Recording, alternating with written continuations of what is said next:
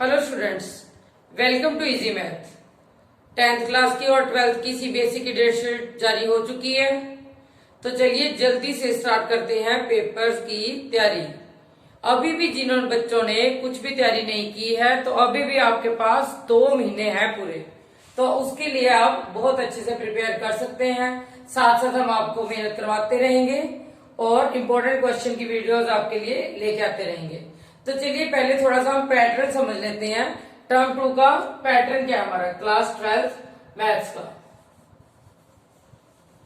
देखो 40 मार्क्स का पेपर आना है। हमने बोर्ड में हमारे पास 40 मार्क्स का होगा। इंटीग्रेशन 9 मार्क्स की, एरिया अंडर कर्व इसको एप्लीकेशन ऑफ इंटीग्रेशन भी बोलते हैं 4 मार्क्स का, डिफरेंशियल इक्वेशन 5 मार्क्स। यानी ये हमारा integral calculus. Integral calculus total हमारा कितने मार्क्स का आ रहा है? 18 का। यानी ये मेजर पार्ट है। 18 मार्क्स का हमारा इंटीग्रल कैलकुलस। उसके बाद वेक्टर्स, वेक्टर्स 5 मार्क्स का इजी पार्ट है। वेक्टर और 3D हमारी 9 मार्क्स की और लास्ट है प्रोबेबिलिटी 8 मार्क्स का। यानी टोटल ये हमारे हुए 40 मार्क्स। इसमें देखो या तो पहले ये 3 चैप्टर भी तैयार कर सकते हैं, वेक्टर, 3D, प्रोबेबिलिटी। तीनों इजी हैं, लेकिन टर्म 1 के कंपैरेटिवली इस टर्म का कुछ भी ये है ज्यादा इजी नहीं है। जैसे टर्म 1 में हम बोलते थे मैट्रिक्स कर ले अच्छे से तो ज्यादा मार्क्स आ जाएंगे, ये है। लेकिन इसमें सब में क्या है, कंसेप्ट बिल्कुल क्लियर होना चाहिए। वेक्टर, 3D, प्रोबेबिलिटी सब बिल्कुल अच्छे से समझने वाले चैप्टर है। तो 3D हमारी 9 मार्क्स की आ रही है। 7 जून को पेपर है हमारा मैथ्स का, तो उसके लिए अभी से प्रिपरेशन बहुत अच्छे से करनी स्टार्ट कर दो।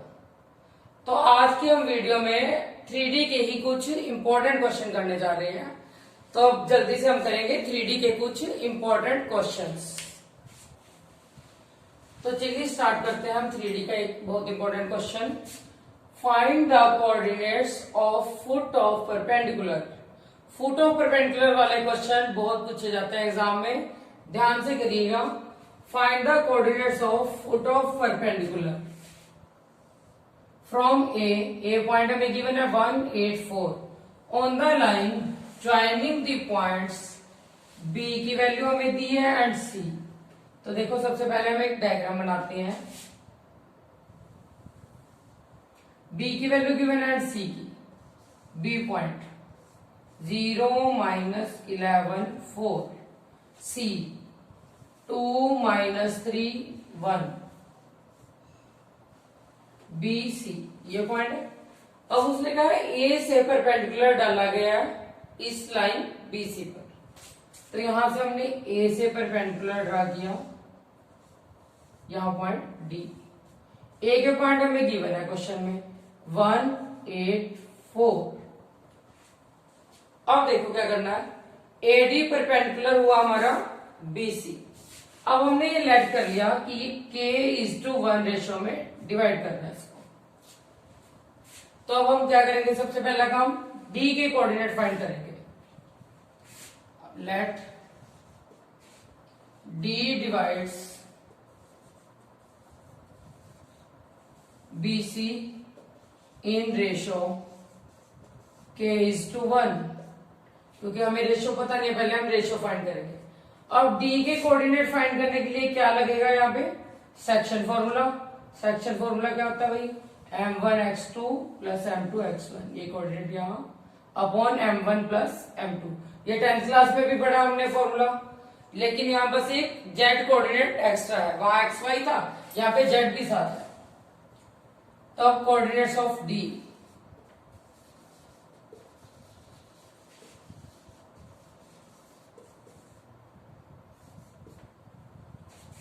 2 इंटू के 2k plus 1 into 0 0 upon k plus 1, x coordinate आ गया हमारा। अब y k इंटू -3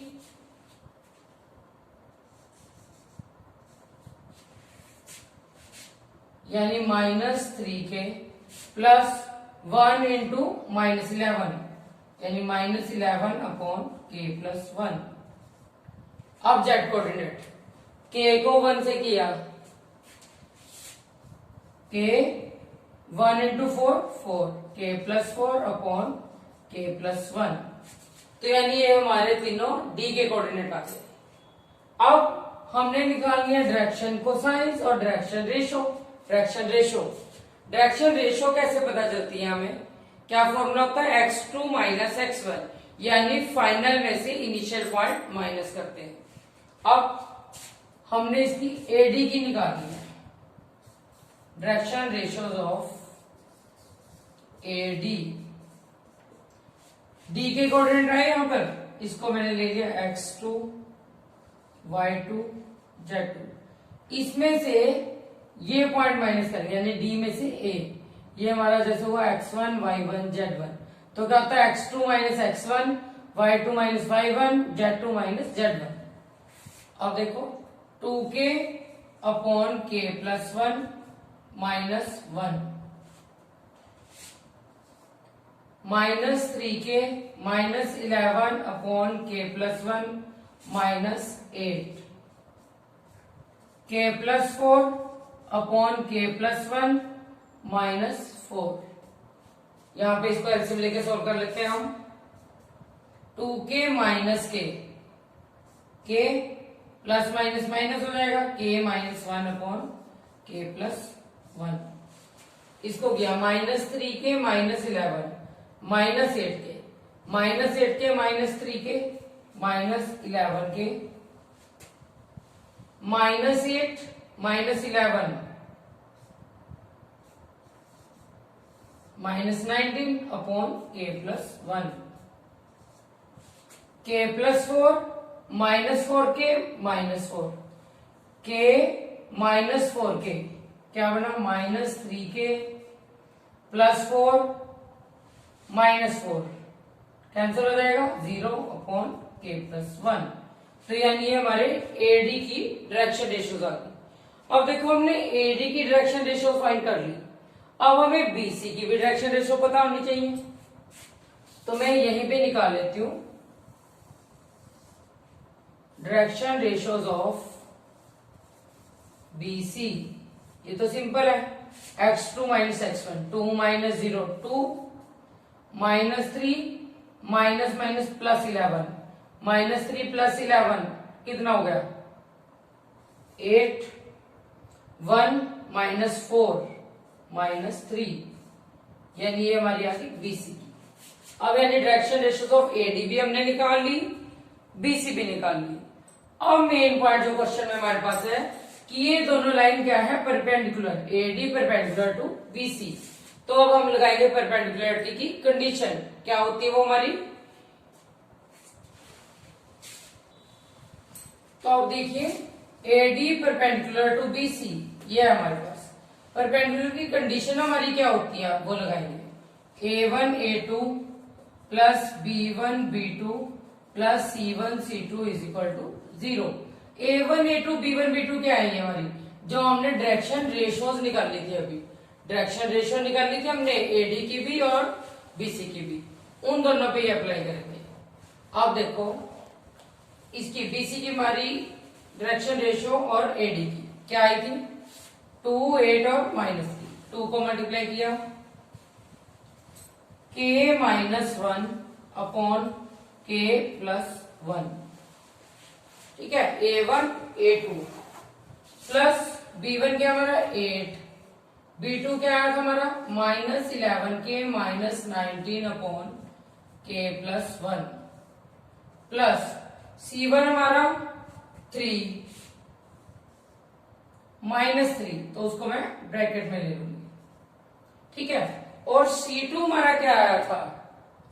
c2 हमारा आया था minus 3k upon k plus 1 is equal to 0। तो अब यानी ये देखिए ये क्या हुई हमारी परपेंडिकुलरिटी की condition, a1 a2 plus b1 b2 plus c1 c2 is equal to 0। अब इसको सॉल्व करते हैं। अब देखो डिनोमिनेटर तो सब में सेम बन रहा है k प्लस 1, तो इसको उस साइड लेके जाएंगे, ये 0 हो जाएगा। तो हम इसको सॉल्व करेंगे, 2k माइनस 2 माइनस 88 के माइनस 19 को 8 से मल्टीप्लाई,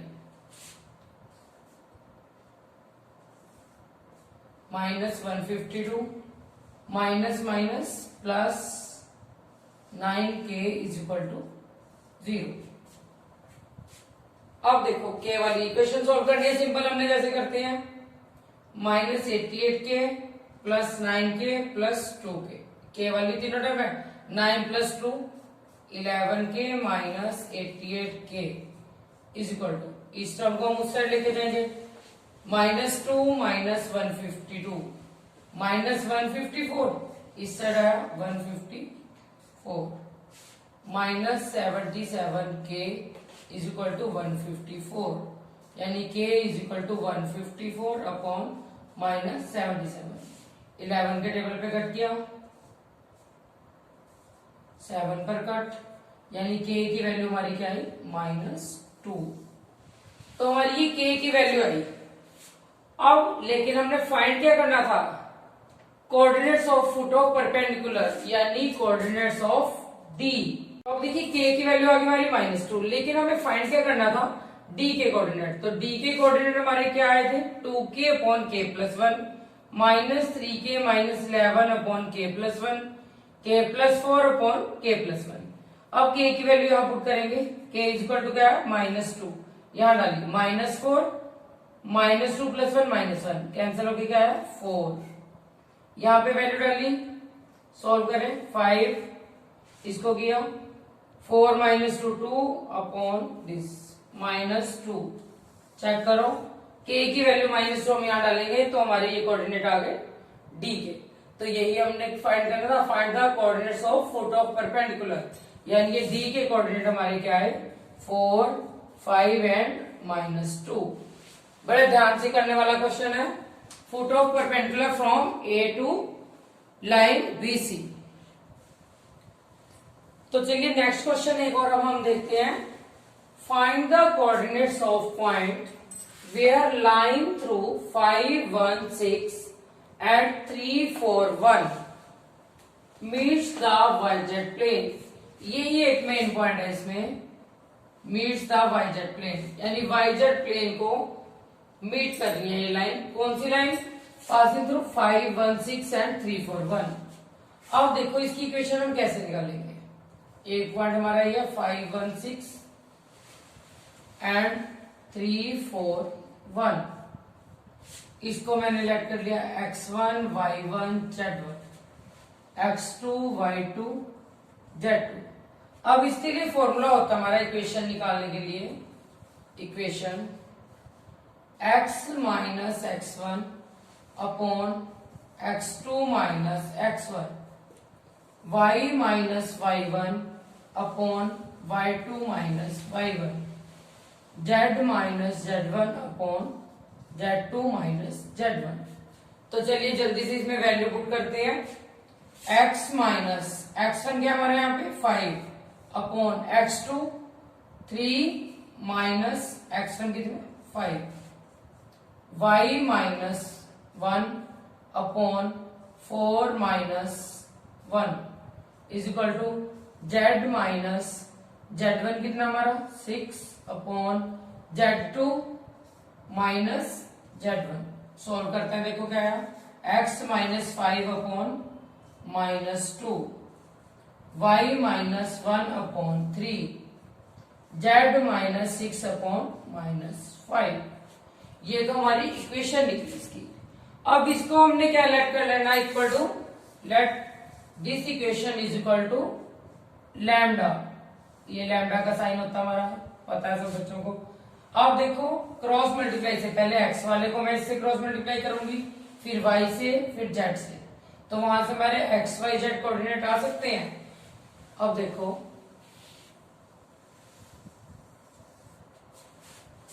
फर्स्ट वाले हो गया हमने x minus 5 minus 2 is equal to lambda.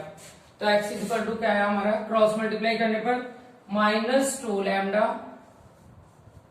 -5 उस तरह जाके +5 x की value, y is equal to y देखो ऐसे 3 lambda +1 z is equal to -5 lambda plus 6। ठीक है, अब मेन पॉइंट सबसे कि ये दोनों मीट कहां कर रहे हैं, वाई जेड प्लेन पर। वाई जेड प्लेन पर मीट कर रहे हैं तो हमारा ये एक्स कोऑर्डिनेट क्या होगा, 0। तो हम क्या लिखेंगे, meets the Y Z plane so that X coordinate is equal to 0। X की वैल्यू यहां से हमने डाली -2 lambda plus 5 is equal to 0, -2 lambda is equal to -5, lambda is equal to 5/2। तो ये हमारे पास लैम्डा की वैल्यू आ गई। अब देखो हमने कोऑर्डिनेट्स निकालने हैं, point where the line meets Y Z plane. अब इसकी वैल्यू हम कहां पुट करेंगे, वैल्यू ये हमारी आ गई लैम्डा की वैल्यू। अगर हम ये लैम्डा की वैल्यू इन तीनों कोऑर्डिनेट में पुट कर दें एक्स वाई जेड, तो हमारे कोऑर्डिनेट्स आ जाएंगे। तो x is equal to, solve किया देखो, -2 into 5/2, 2 cut, -5 plus 5 0। x coordinate आ गया हमारा। y कोऑर्डिनेट, y की वैल्यू यहां पुट की हमने, देखो यही मैं करके दिखाती हूं आपको। 3 इंटू लैम्डा की वैल्यू क्या आई थी हमारी, 5/2 प्लस 1, 5 3 15/2 प्लस 1 यानी कितना आ गया, 17/2 ये वैल्यू। सिमिलरली वैल्यू सबको डालनी आती है, इसमें वैल्यू डाली हमने जेड में -5 लैम्डा प्लस 6। तो इसको सॉल्व करने पर हमारी वैल्यू क्या आई, जेड कोऑर्डिनेट देखो यही छोटा सा सॉल्व कर देते हैं। -5 लैम्डा की वैल्यू हमारी 5/2 प्लस 6, -25/2 प्लस 6, -25 प्लस 12/2 -13/2। तो यानी ये हमारे तीनों के आगे एक्स वाई जेड कोऑर्डिनेट। तो यहां हमारा ये क्वेश्चन कंप्लीट होता है कि हमने कोऑर्डिनेट निकालने हैं जहां पे वाई जेड प्लेन मीट कर रहा है इन दोनों लाइन से जो पास कर रहे हैं पॉइंट उसको। अगर इसी की जगह हमारा होता है एक्स जेड प्लेन, तो हम क्या करते हैं, वाई कोऑर्डिनेट को 0 रख लेते हैं। और अगर होता एक्स जेड प्लेन तो हम y को 0 रखते, y जेड होगा x को 0 रख लिया, मतलब हमने जो एक टर्म खाली बची है उसको हमने 0 रख लेना, वहां से हमारे पॉइंट आएंगे। तो चलिए नेक्स्ट क्वेश्चन स्टार्ट करते हैं हम। Question number 3, find the image of the point 163 in the line x/1 is equal to y -1/2 is equal to z -2/3।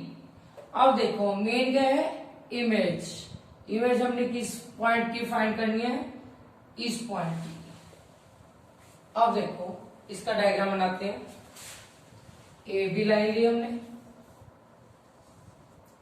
P point है 163, इसका यहां से परपेंडिकुलर आ गया क्यू पॉइंट। अब हमने फाइंड क्या करना है, find the image of the point 163, यानी इस पॉइंट की इमेज हमने इस लाइन के थ्रू बतानी है क्या आएगी इमेज इसकी। अब देखो P इधर है तो इसकी इमेज ये बनेगी यहाँ पे, इसको ले लिया मैंने P डैश, इसके कोऑर्डिनेट ले लेते हैं x dash, y dash, z dash. ठीक है, अब सिर्फ हमें P पता है और हमें ये लाइन की इक्वेशन दी है, तो यहीं से हम स्टार्ट करते हैं क्वेश्चन। P के पता तो उसके लिए हमें क्या पता होना चाहिए, पहले Q के कोऑर्डिनेट्स। Q के कोऑर्डिनेट कैसे पता करेंगे, वही इस क्वेश्चन को, इस इक्वेशन को मैं क्या लेट कर लेती हूँ, लैम्डा की equal. Let x/1 is equal to y -1/2 is equal to z -2/3 is equal to lambda. Cross multiply किया, x is equal to lambda, y is equal to 2 lambda plus 1, z is equal to 3 lambda plus 2। तो जो ये X Y Z coordinate आई, ये मेरे पास किसके आ गए, क्यू के coordinate, lambda 2 lambda plus 1 3 lambda plus 2। तो ये इसके क्यू के कोऑर्डिनेट ऐड कर लेते हैं। Let Q is equal to lambda 2 lambda plus 1 3 lambda plus 2। ठीक है, अब देखो क्यू के पता कर लिया हमने, लेकिन जो ये पी क्यू है परपेंडिकुलर है ए बी के ऊपर, तो वही पी क्यू की डायरेक्शन रेशियोज पता होनी चाहिए मुझे। तो पी क्यू, इसके लिए अब क्या करेंगे, इसमें से ये टर्म्स माइनस करेंगे। तो ये देखो क्या आएगा, direction ratios of P Q, जैसे हमने पहले निकाली थी अभी लास्ट क्वेश्चन में, direction ratios of P Q lambda -1, यानी ये क्यू कोऑर्डिनेट है, यहीं पे लिख देती हूँ मैं। पी पॉइंट हमारा क्या है 163। अब पी क्यू निकालना मैंने, तो x2 - x1 जैसे लैम्डा -1, 2 लैम्डा +1 -6, -6 + 1 क्या आ जाएगा -5, 3 लैम्डा +2 -3, 3 लैम्डा -3 + 2 -1। तो यानी ये क्या आ गई मेरे पास, direction ratios of P Q. ध्यान से देखो, पी क्यू की डायरेक्शन रेशियोज हमारे पास आ गई है। ठीक है, अब क्या है, ए बी परपेंडिकुलर टू, वही जैसे हमने लास्ट क्वेश्चन में किया था, ए बी जो है परपेंडिकुलर टू है पी क्यू। ठीक है, A B perpendicular to P Q. अब परपेंडिकुलरिटी की कंडीशन भी हमने पढ़ी थी, क्या थी, a1 a2 plus b1 b2 plus c1 c2 equal to 0। अब यहाँ क्वेश्चन क्या है, ये तो हमारे पास आ चुकी है एक। अब ए बी की डायरेक्शन रेशियो हमारी क्या होंगी, ये जो है हमारी ए बी की डायरेक्शन रेशियो 1 2 और 3। तो A B perpendicular to P Q, इस पे मैं परपेंडिकुलरिटी की कंडीशन लगाऊंगी भाई, a1 a2 plus b1 b2 plus c1 c2 is equal to 0। ठीक है, तो अब देखिए A B perpendicular to P Q, वही मैंने परपेंडिकुलरिटी की कंडीशन लगाई जैसे पहले लगाई थी, 1 × lambda -1 plus 2 × 2 lambda -5 plus 3 × 3 lambda -1 is equal to 0, यानी a1 a2 plus b1 b2 plus c1 c2 is equal to 0। तो चलिए यहां से लैम्डा की वैल्यू निकालते हैं, lambda -1 plus 4 lambda -10 plus 9 lambda -3 is equal to 0। 4 + 1 5, 5 + 9 14 lambda, 10 3 1, तीनों माइनस के हमारे -14 is equal to 0। 14 lambda is equal to 14, lambda is equal to 1। तो लैम्डा की वैल्यू 1 आ गई, लेकिन हमने निकालने क्या, क्यू के कोऑर्डिनेट। क्यू हमारे पास वैल्यू ये आई थी, क्यू के coordinate lambda 2 lambda +1 and 3 lambda +2। तो चलिए जल्दी से यहां वैल्यू पुट कर देते हैं क्यू के कोऑर्डिनेट के लिए। कोऑर्डिनेट्स ऑफ क्यू, देखो लैम्डा की वैल्यू मैंने वहां डाली 1, 2 × 1 2 प्लस 1 3, 3 × 1 3 प्लस 2 5, 1 3 5। तो यानी क्यू के कोऑर्डिनेट यहां लिख लेती हूं, हमने क्या फाइंड कर लिया 1 3 5। लेकिन अभी भी क्वेश्चन में हमने फाइंड क्या करना था, इमेज, इस पी पॉइंट की इमेज, यानी ये p dash x dash y dash z dash, यानी p डैश पॉइंट करना हमने फाइंड। अब देखो 10th क्लास में भी हमने ये फॉर्मूला पढ़ा, मिड पॉइंट फॉर्मूला, ध्यान होगा आप सबके। एक मिड पॉइंट फॉर्मूला हमारा क्या होता था, x1 plus x2 divide by 2 is equal to this term. तो मैं यहाँ पे मिड पॉइंट फॉर्मूला अप्लाई करती हूँ। अब देखो क्या लिखेंगे, Q is mid point of p dash, therefore x dash plus 1 upon 2 is equal to 1। तो यहीं से क्रॉस मल्टीप्लाई करके हम साथ ही वैल्यू निकाल लेते हैं। x dash is equal to क्या है हमारा, 2 × 2 -1 1 है। ऐसे ही y dash plus 6 divide by 2 is equal to 3, 2 3 6, 6 - 6 0। यानी y डैश की वैल्यू क्या आ गई हमारी 0। ऐसे z dash plus 3 divide by 2 is equal to 5। तो z डैश की वैल्यू 2 5 10 -3 7। तो यानी हमारे पॉइंट क्या है, x dash y dash z dash, यानी p डैश के कोऑर्डिनेट इमेज के हमारे क्या बने, ये 3 नंबर। 1, 0 एंड 7। तो यानी हमारा आंसर क्या है, इमेज के पॉइंट हमारे क्या है, इस पॉइंट के 1, 0 एंड 7। तो यहां पूरा हमारा ये क्वेश्चन कंप्लीट होता है। Find the image of point 163 in the given line.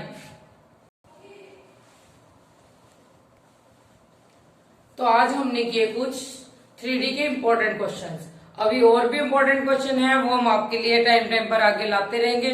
Shortage distance very very important है, उसके क्वेश्चन करेंगे हम थोड़े टाइम बाद। साथ साथ मेहनत करते जाइए।